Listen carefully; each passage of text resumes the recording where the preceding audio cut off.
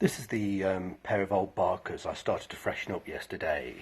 If we look at the first shoe, this one's completely untreated and looking very, very sorry for itself. It's all creased and cracked.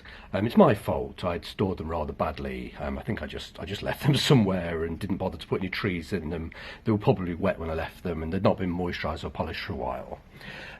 This shoe's had quite a lot of treatment. If you saw the videos yesterday, you'll have seen what I've done with these.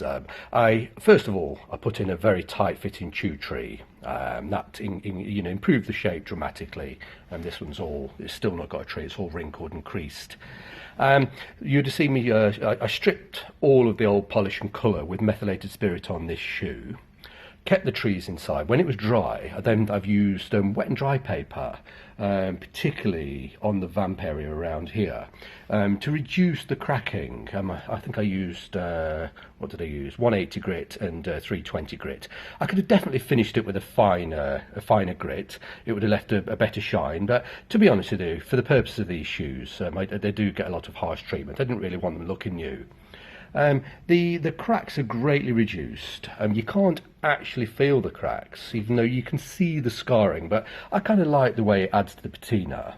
If I show you one of the untreated ones, let's go in close, you can see the cracks are quite deep. So it just shows you, what can be achieved. This is not a restoration, it's a freshen up. If I'd have decided to restore them, I could have gone much deeper, removed this cracking 100% and actually had them looking brand new again. But they've come out beautifully. Then there's a lovely glossy sheen. The colour's beautiful, and I like the sort of slightly ragged patina of them. They've come out really rather well. It's not the first time they've been done. It's probably, I don't know, 6 or 7 times that I've actually done this pair. They do have a toepy. They've got the original sole. The heel's been replaced a couple of times, and they have a toepy, which I think I've probably replaced 2 or 3 times.